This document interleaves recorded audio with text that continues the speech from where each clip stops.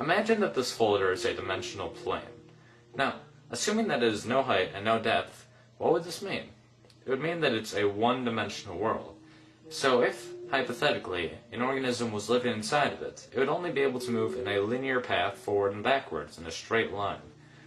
Now, if we go to the second dimension, we have two dimensions. We have width and we have length.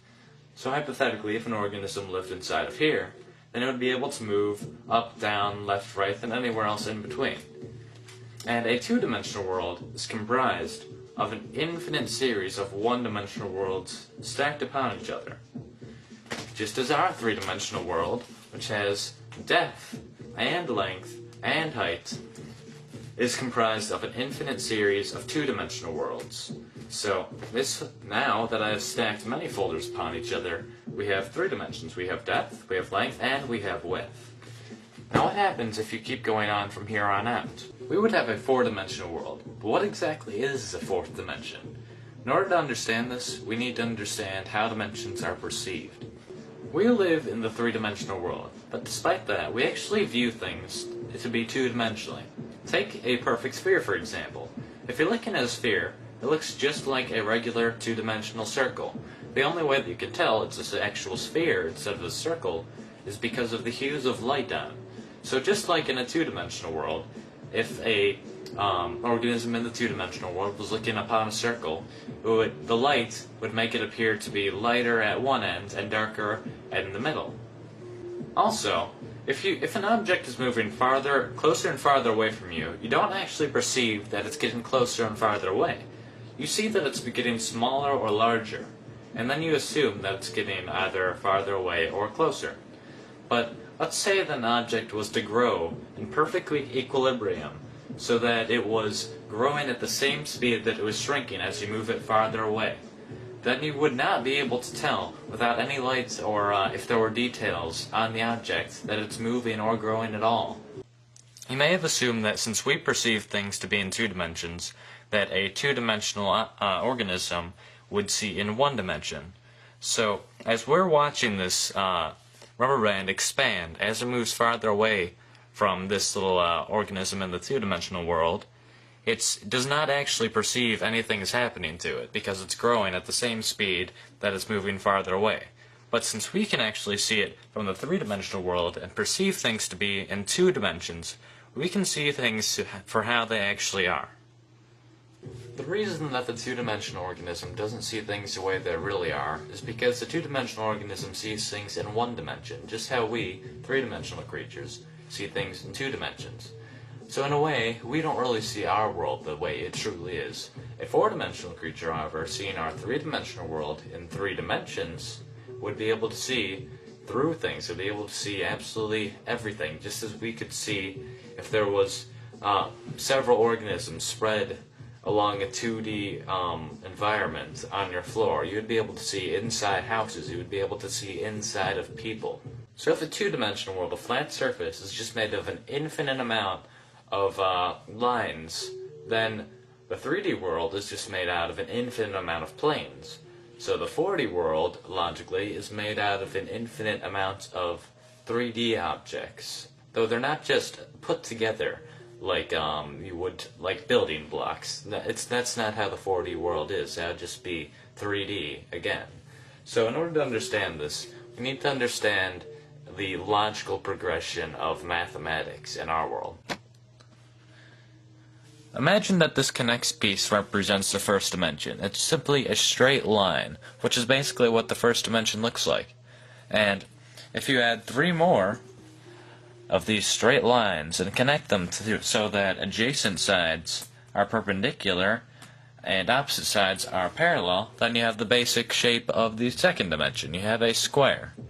Now if you keep going from here and you add it so that there's a total of 4 squares, and all adjacent sides are perpendicular, and all opposite sides are parallel, then you end up with, obviously, a cube. So, if you tried to keep going from here, and you would have a 4-dimensional basic shape, you would have what's called a tesseract. Now, I cannot show you a tesseract, but you need to understand that it's basically 4 cubes that are within each other that have all adjacent sides perpendicular and all opposite sides parallel. Yet there are 4 lines connecting to each vertex. So a tesseract would look somewhat like this picture. Now that's not exactly what it looks like, because this is a 2-dimensional depiction, and obviously not all of the lines are straight. So I cannot show you what a tesseract actually looks like, because we cannot perceive things in the 3rd dimension. You cannot even imagine what a tesseract looks like. You cannot in your mind picture the 4th dimension or a 4th dimensional shape. And you can keep going on from the 4th dimension even. You can go to the 5th dimension, the 6th dimension, the 71st dimension. It doesn't matter. Theoretically, there are an infinite amount of spatial dimensions. A common misconception of the 4th dimension is that the 4th dimension is time. Now, while some argue that by going forward and backwards in time, if you move forward the same distance and backwards the same, then you would end up in the same place you started, just like in the 4th dimension. And while that may seem logical, if you think about it, it really doesn't make sense.